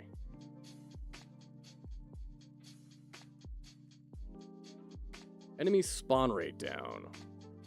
We just barely built this yesterday. I should remember what variable it is for this. Unknown on YouTube. Good morning, Fox. It's morning here. I'm curious, can the list of else if statements be a switch statement? Thank you for your time. Thank you for your question. Probably. I think so. I think so. I think that's probably what we'll want to refactor to eventually. For some reason, I seem to remember me thinking about that when I started building it and then thinking, no, I should do else ifs. But I'm not coming up with a good reason right now. So either in the light of a new day, it has withered and is no longer important, or I have just forgotten why it was important and I will find out when I refactor it. Extreme dog creative dog grooming. Extreme dog creative dog grooming. Wow, that's wild. Oh, wait, hold on. Oh, okay, that's a seahorse, not a dragon. Jeez, this is crazy. Wow, I didn't know this existed. This is wild. All right. Y'all should Google this. This is lovely, horrifying, and enchanting all at the same time. Oh my gosh. This one's like a zombie dog that they like carved and dyed the hair to look like rotted away rib cage and stuff. Oh gosh. Wow. I love the answer. Thank you. You're very welcome, Unknown. Feel free to chime in with any questions. Love to chat. You put last year in the Discord. We did Indiana Jones, Bones. Oh my goodness. Hold on. Art critique. Oh my gosh. This is amazing. You got like the jacket and everything. And the... Wow. Are those LEDs in the fur? My friend? Wow.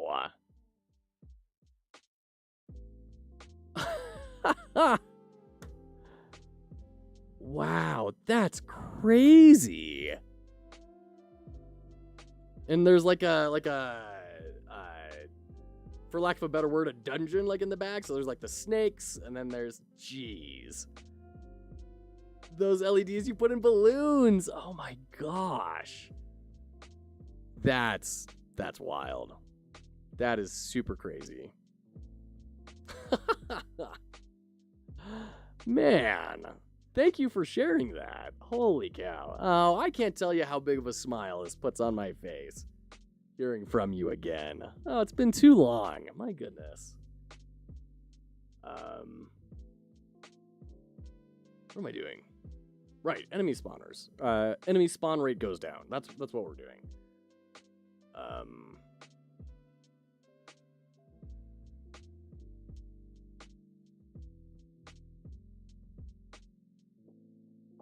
Okay. Looks like we don't have like a chance here. We're doing chances based on what enemy there is and where it spawns, but not if there's an enemy. So let's make a new one. Will spawn? I don't know. Spawn chance. There we go. That's a better name. And we'll put the spawn chance at something low because this is going to run every frame. So we'll say it's like 2%. And then we need a random spawn number equals I random of 0 to 100. There we go. So glad you stopped by and check out me learning mantra. Yeah, I actually started my music adventure through coding. No kidding. I had no idea. Oh, man. So we do interviews every now and again on the channel here, Poke Your Eyes Out Games. I need to hear about the person who started doing modular music based off of coding. That sounds like a subject for another time. I would love to talk about that with you. Okay, Hidao, I've never used GameMaker, but how do you like it so far? I see Pirate Software using it too. I think GameMaker is very good at what it does. And I think it does a lot more than people give it credit for. I think a lot of people kind of view it as like RPG Maker, probably because of the word maker in the title. But, I mean, it's just a game engine. It's just a game engine for 2D games. And frankly, if you're willing to wrestle it and do technomancy, I have seen people do 3D games with it. I don't recommend it. Doesn't look great. Doesn't look great. But people have built full games in 3D using it. So it's good. You know, it does its job. And it's approachable. The visual aspect is really big. It's why I started using it, is because it was approachable. Otherwise, I would have started using Godot.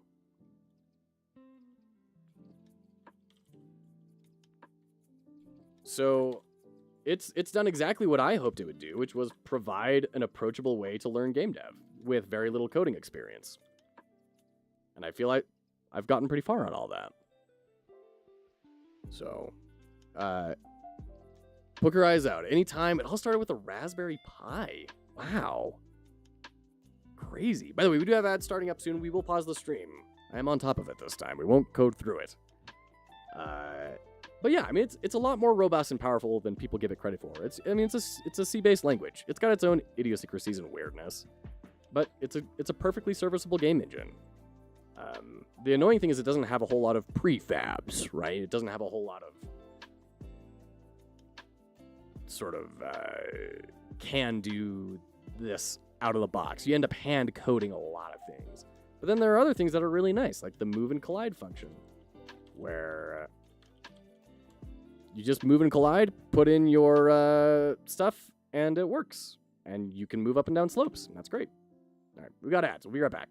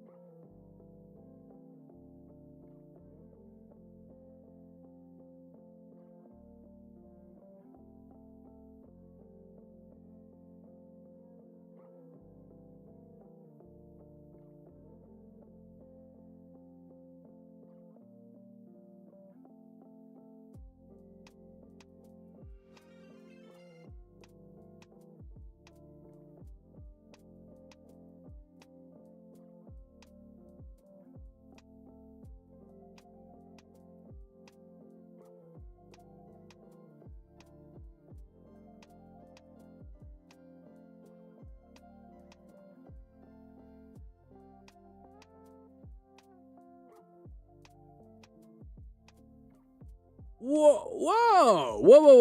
Hold on. Tobuggus? Hello. Welcome in, everyone. Perfectly timed in the ad. Very, very, very cool. Welcome on in, Tobuggus. Thank you, everyone, for joining in on that raid. I hope you're all doing well. I will be with you in just 1 second. My wife just called me. I will be back in just 1 second. And we're going to talk about how your stream went to Buggus, and we'll talk about my project here. We'll be right back.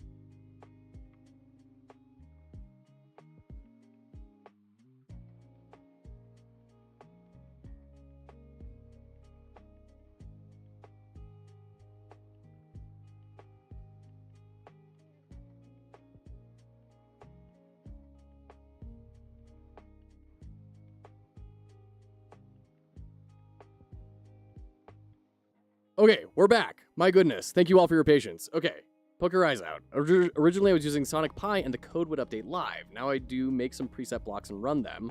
There's even a few modules in the program I use that allow you to make trigger logic through code. That's crazy. By the way, for everyone who's here at Poke Your Eyes Out Games is talking about how he uses code to generate music in modular ways. It blows my mind. Tobuggus, welcome. How are you? How are we doing today? How was the stream?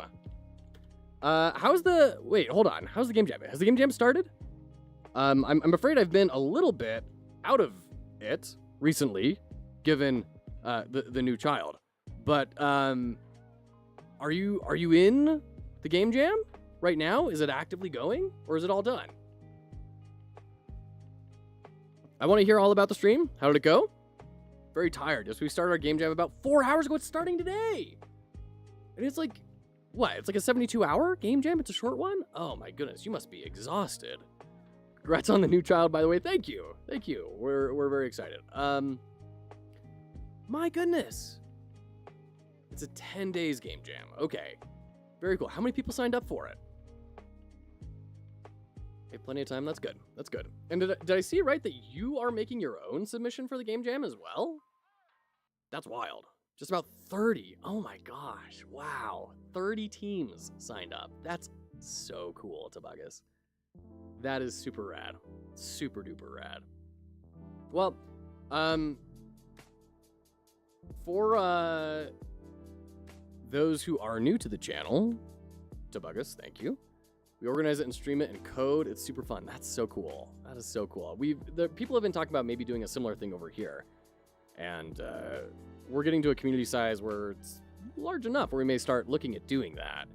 So I'm sure I'll be picking your brain on things to look out for and do. But in the meantime, we are making a game here today about a dog who lost its owner.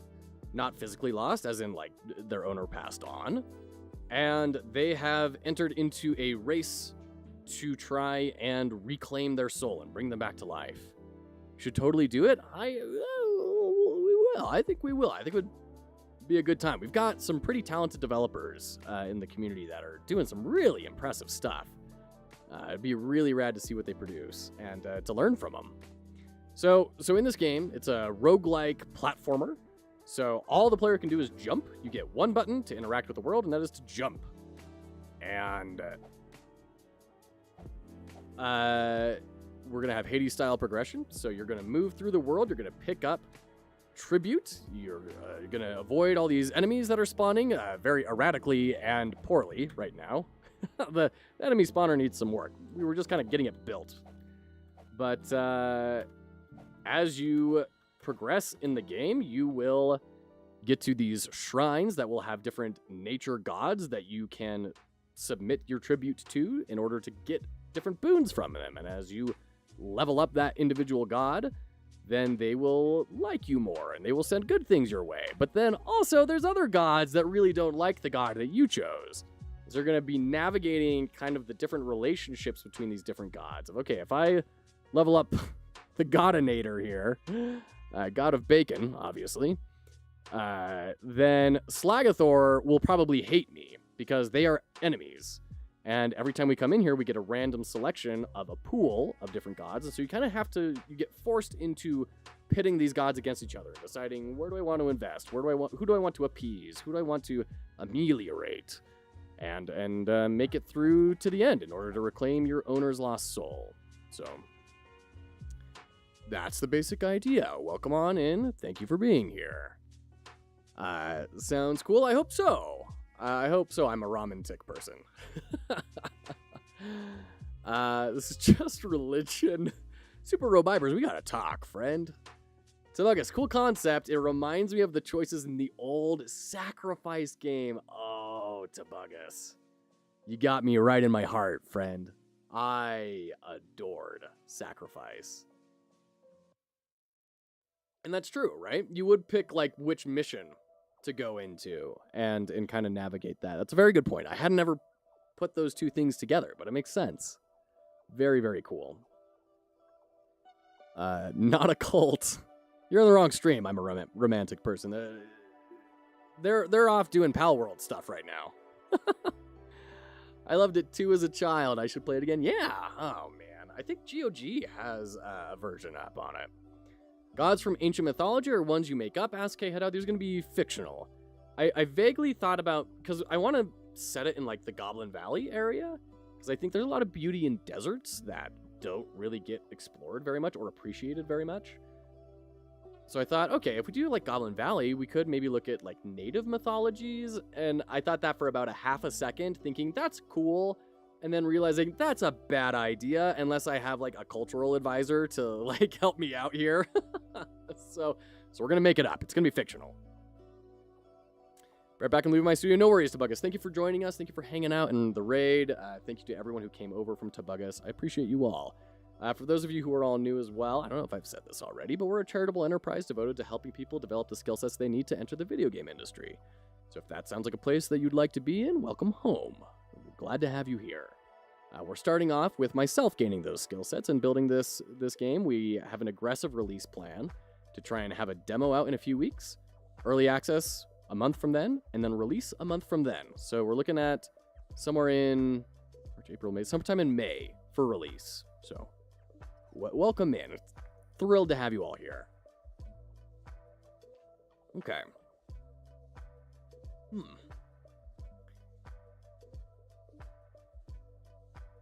Right. Building out all the different powers. That's what we're doing right now. So enemy spawn rate down. We can go to object spawner. Dot.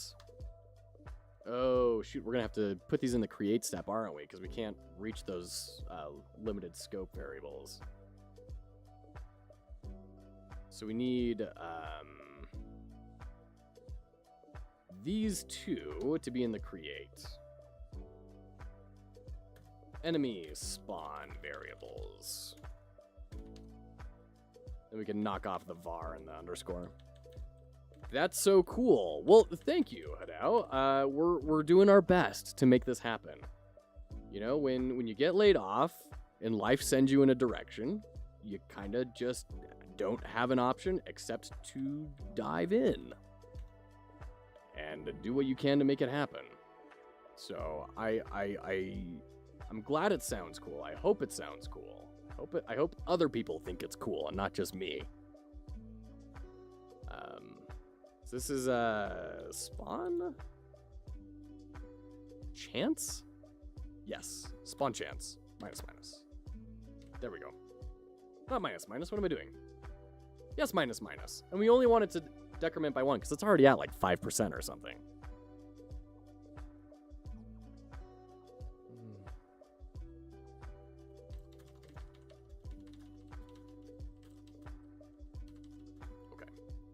Let's try and knock through the rest of these before I head out for the day. I know we had kind of a late stream today.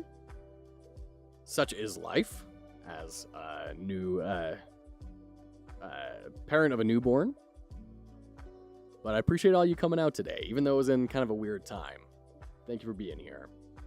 So enemy vulnerability window. I think we can do enemy object enemy parent dot vulnerable frames.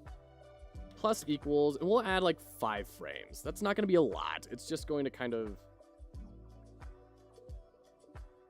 feel a little bit better. We may even go a little bit higher than that. Maybe do 12 frames, like a fifth a second. That sounds reasonable because, once again, it's possible this will stack. So you don't want to add like multiple seconds with people buying all sorts of boons from their deities.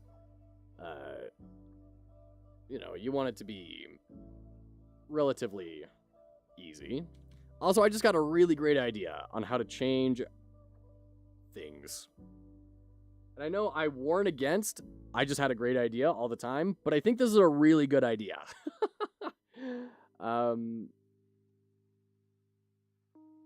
Which is, goodness, left pressed. Here. If you donate 5, 10, or 15, you get these boons. Normally, this was going to be a track. So, like, you could get to here, and you have now obtained the highest level boon available to that deity. And I think I'm going to change it so that these pools are... change it so that the pools of boons are randomly picked from their tier. Excuse me. Randomly picked from their tier. And reset every load. So, which is to say, when you go to the shrine, you don't carry all of your old progress with you. You don't carry this old track record with you. It starts at 0. And so if you want a common boon, you need to invest 5 tribute into it. If you want a rare boon, you have to invest 10. If you want an epic, you have to invest 15. So then it's kind of like up to the player, how much do I want to pump in to this god in order to get this boon, knowing that I am then, maybe I don't even care about these 2, but I really want this one. So I have to decide, is that worth all of that? And is it going to nuke the relationship with other gods and make it a problem for me?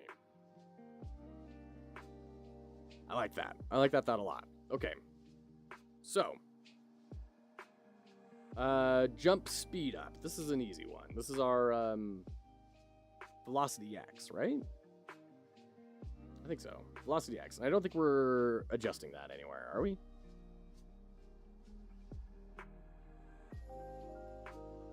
Okay. I don't think so. But we are setting velocity X multiple times. X speed. There we go. No, that's not right. That's not what we're looking for. Is it in the player? It's in the actor parent, isn't it? That's where it is. Create velocity X, yeah. This is actually going to be a little bit more difficult to build than I was hoping it was going to be. That's surprising. I'm going to do this one later when I have a little more time. Because it's going to require a variable that gets saved and is constant and then gets added to the normal jump. So it's going to be a little bit more than I kind of have time to commit to right now. So create a standalone variable that, geez, if I can type it all, that gets added to the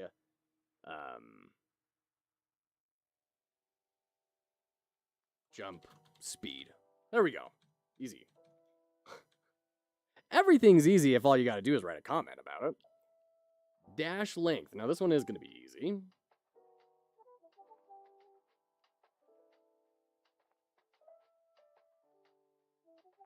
It is, I believe it's attack timer.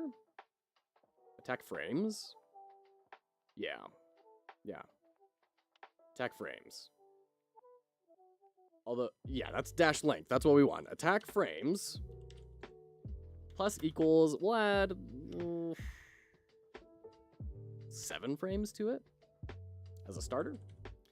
Gravity down. This is another easy one. Grav equals, minus equals 0.05. Because I think it's at like 0.2 right now for gravity, right? 0.25, yeah. So that's a, 1/5 shift. Jump boost up. We have that, right? Didn't we just... Yeah, jump boost.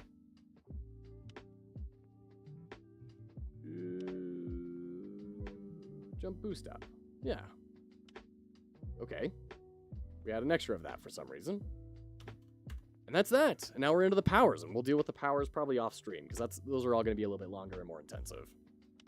When I've got to go, unfortunately. We are going to keep the raid train going, though, for sure. We're going to go hang out with... I wish Twitch's raid interface was, like, halfway decent. Let's go to Primer Justin. He raided us the other day, and Primer Justin is making this really rad evolution simulator. Definitely check that out. I'm going to throw the link into the YouTubes. But, yeah, we'll jump on there. We've made a lot of good progress. We didn't quite iron out the Pantheon. I mean, from a design perspective, we did. We'll do the check. We'll do the check. We'll get our dopamine in. Sure, why not? Yeah. So we got a little bit of that done, but next up we need to build all powers. And then we need to assign all of them to gods. And then I think we'll be done with the Pantheon. We'll have met our deadline for the end of the week. Tom Millman was lurking here. Let's go to Justin. Right on. Thanks, Tom. Now, are you using frames to count everything? Because that could be a problem with people running the game at different FPS on their devices. Hadao, I need you to listen to me. GameMaker has broken me on this. I have washed ashore on the jagged rocks of frame counting. It is a thing endemic to GameMaker, and it blows my mind. I don't understand how it works. I don't understand why it works. Supposedly it does. I think it's because you set a game speed. Like, you say how many frames should be happening every second. I don't know. It's weird. I don't know. It's weird. I don't get it. It hurts my product designer responsive design heart. Nonetheless, it's how it's done. So it's one of those weird things. So, great question. Thank you for looking out for me. So you capped it at 60 FPS or something? I don't know. All right, we're rating.